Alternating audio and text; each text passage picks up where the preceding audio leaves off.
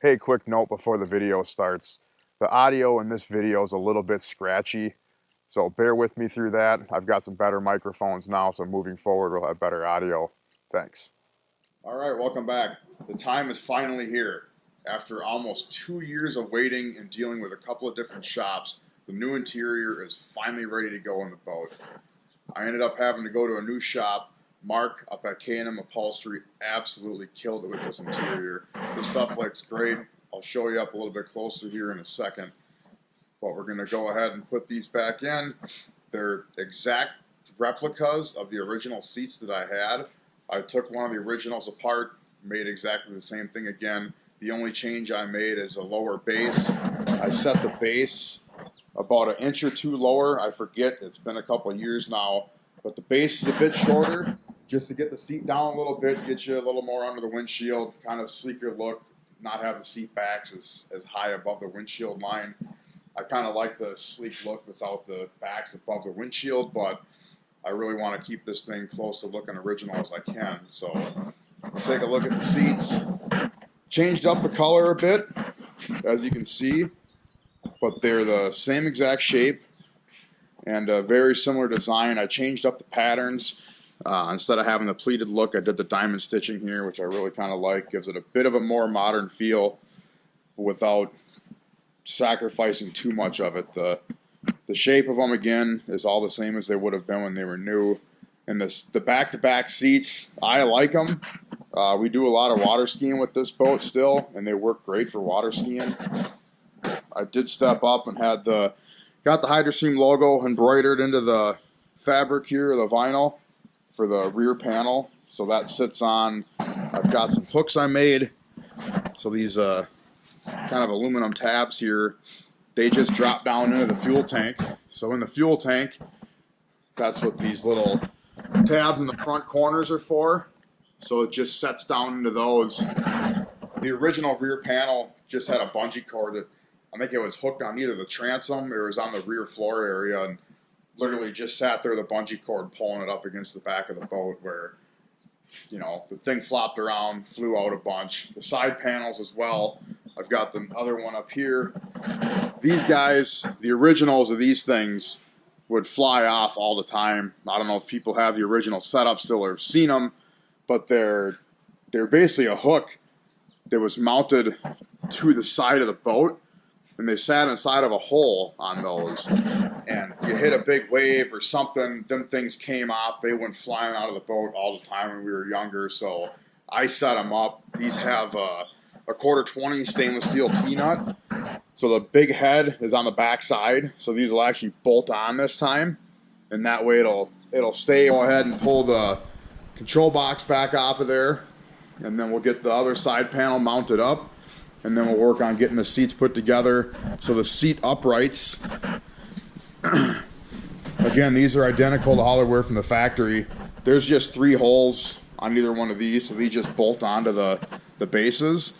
And then you kind of end up with some wasted space and all the open space inside of here, but it is what it is. So we'll get those bolted together.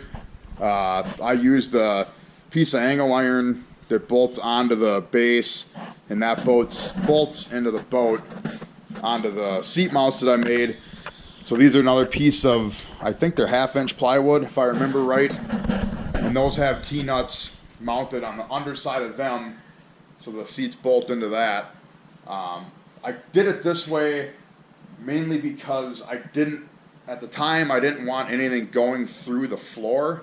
And looking back now, this is completely overkill and probably wasted time, and it's definitely a bunch of not a bunch, but it's added weight to the boat that didn't need to be there.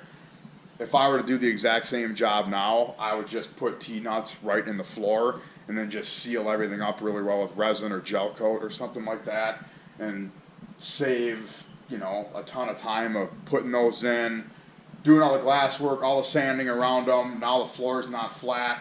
If I ever decide to change the setup and do like a single bucket seat in the fronts, I kind of have those hanging out in the back.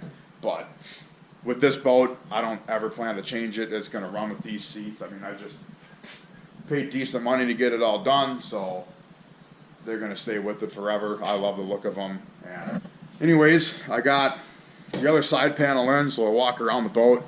You can kind of get a better idea how that looks. Hoping the camera's picking this up. Yeah, the sunlight's not too bad. But you can see how this guy fits in the hull. And these are almost identical to what was in it from the factory. The only change I made is they're not quite as tall. So they would have hung down slightly lower below the side of the gunnel. But when I put it back together, I did such a tall stringer out here that the space back here works really well for keeping water skis. And with the taller stringer compared to the original one, getting the skis in and out of here is a little bit of a trick. And so this was another, I don't know, inch or so taller, or longer I should say, that would have been identical to the original ones, but that just wouldn't work out. You wouldn't be able to get skis in here, and would kind of defeat part of the purpose of how we want to use the boat. But that's set up. That's how it was, how the originals looked, and that's how that one looks in against the metal flake and the gel coat. Alright, well, taking the nuts out from the back side is always a trick. Everything's kind of tight in here, but we'll let the box down.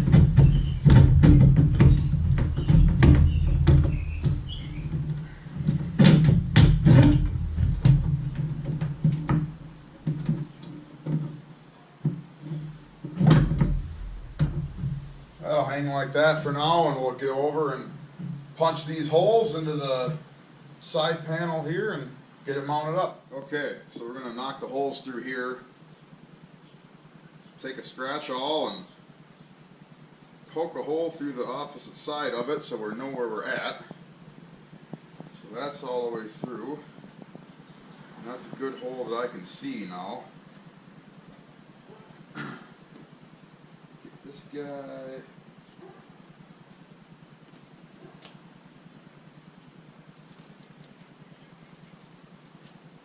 Clean that out a bit more so I know where it's at.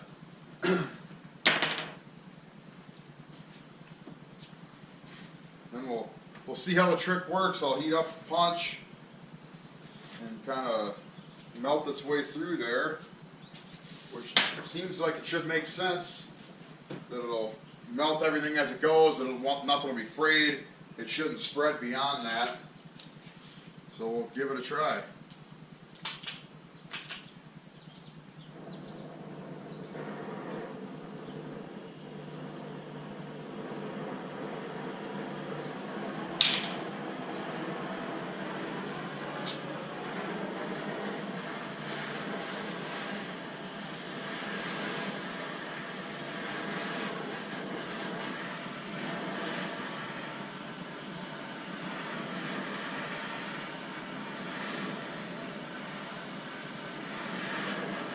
Probably wrecking the punch here, taking the timber out of it, but this is really more of a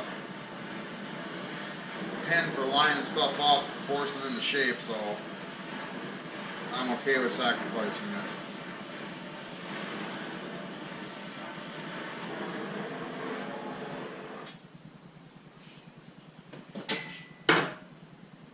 See how it does.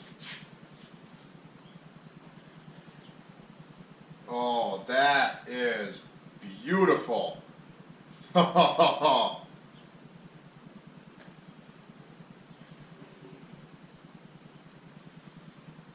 That works absolutely incredible. And I mean, it melts a nice clean hole. That is great.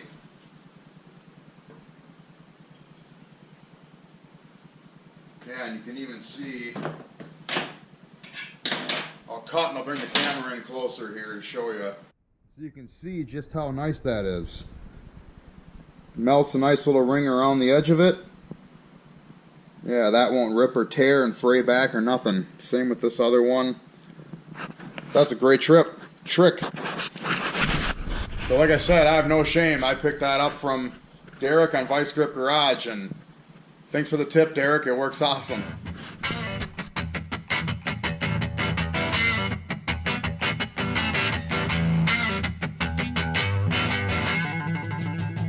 like I said earlier, we got holes drilled through the gunnels already. That was through the wood that I added, so I went through and added gel coat to it, so there's no exposed wood anywhere in this boat. Anywhere it got a hole, it's either soaked in resin or it's soaked in gel coat. So we got some 1/4 20 bolts, gonna get some anti-seize on them because everything here is stainless. And we all know how bad stainless can gall, and I really don't want it to get stuck inside of there and not be able to get a bolt into it. So a little bit of cheap insurance goes a long way.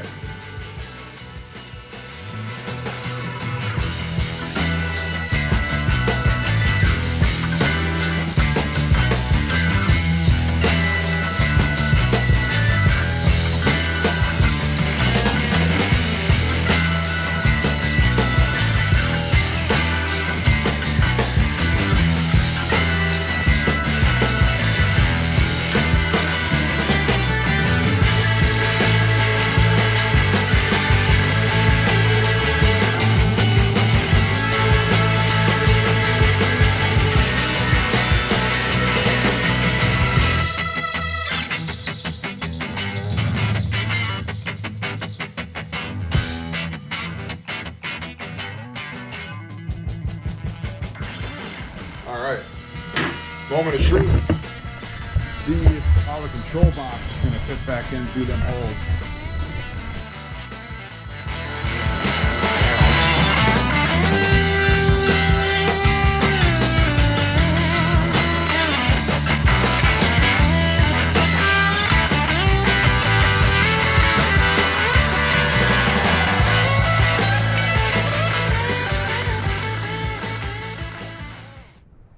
Okay, change of plans. Turns out the extra width of the PVC board that these are made out of, and the padding and the vinyl, the original studs in the control box are about 1/2 to 3/4 inch too short. Alright, just back from Lowe's, grabbed a couple of full thread bolts. They didn't have studs, but these will do just fine. Take and cut the heads off them, cut them the length, use them to mount that control box.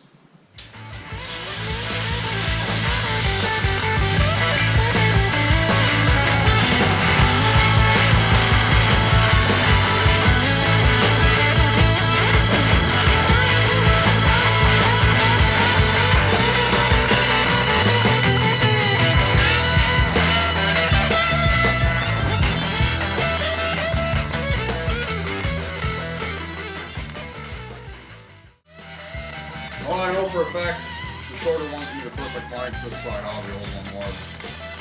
Get that guy in. We'll check the upper longer one that's going all the way through the wood. It's probably gonna be trimmed down a bit, but try it out and see how it goes. Alright, got the new studs in it. Again, stainless, so we're gonna get them gooped up with some anti-seize. And put this thing back on for good finally.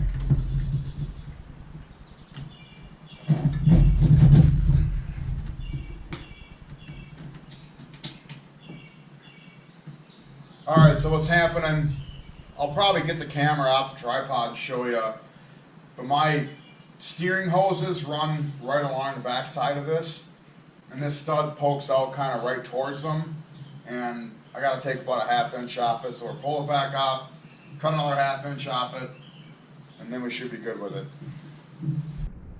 Okay, so you can see the lower mount is here. That's fine, there's no obstructions, but then if you look, I've got my steering hoses run along, and then here on the front,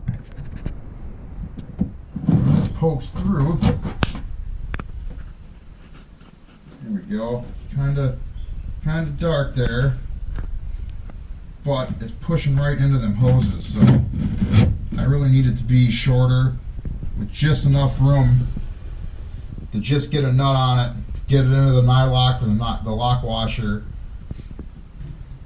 Like everything's on and off 100 times before it's done right. So there she is on that side. I just got to go back in, tighten these bolts up, and that one's all set to go.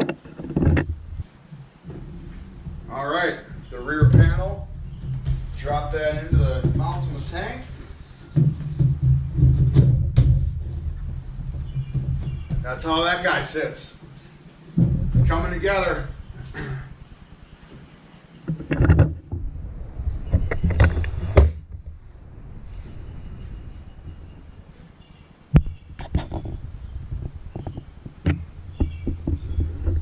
Get you in and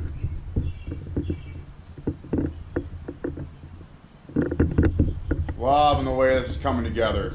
Super happy with it. Now let's get the seats back together. We'll put them in the boat.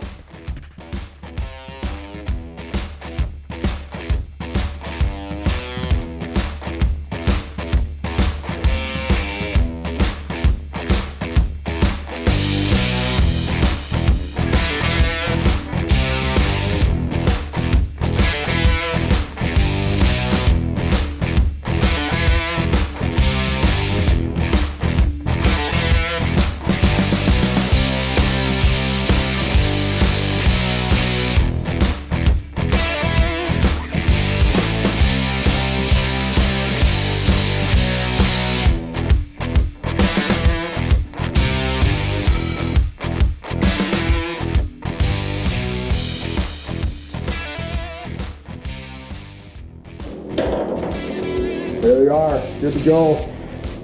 You see how nice that punches a hole.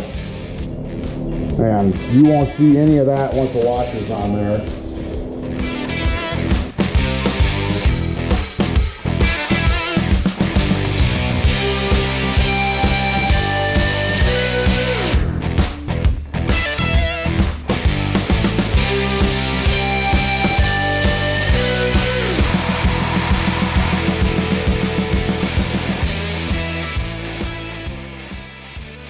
There really is no good way yet to hold the bottoms in. The originals, they just had a board kind of wedged onto here, and it was kind of a tension fit. I'll probably do the same thing. I think I've got enough leftover Kusa from building the seats that I'll probably put some blocks in the corners so they don't slide around. But our upholstery guy, I had him make me up some straps. And I'm just going to loop these, you know, make a little loop on the end of it, put a snap in it, and I'll mount the snap onto here that'll pull that down, and then just screw that to the bottom of the seat. Because I'm sure you've noticed in videos of mine in the past, when the thing gets above 70, 75, these rear seats like to flip up. And I never worried that much with the original ones because, you know, they're old, and if I lost one, I'd always plan on getting new seats anyways, but I don't want to lose one of these and have it fly out of the boat. It would probably float long enough to go grab it, but if I don't notice it, I want them held down with something, so I'll make some straps that'll secure them down, so you'll have to just pop that to get the thing out. But we'll throw them on there to give a look of it. And even the detail the guy did with the interior, doing the upholstery work, used gray carpet where the gray in the center of the seats were, is, you know, something I would have never expected. I didn't think that even would get carpet. I wasn't expecting anything underneath the seats. Like I said, he just did a phenomenal job. But those will tuck in there and sit up just like that. And that's the look of them and exactly what I was going for.